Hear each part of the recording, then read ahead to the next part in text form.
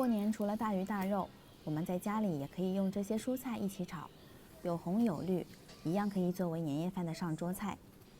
把香菇清洗干净，去蒂切成薄片。胡萝卜洗净，削去外皮，切成薄片。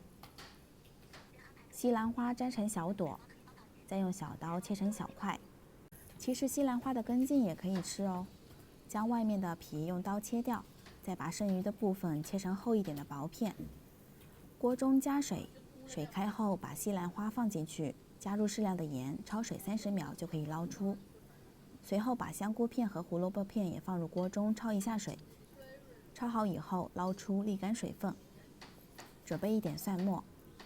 另起锅，锅中倒入少量的油，油热后把蒜末放进去炒出香味。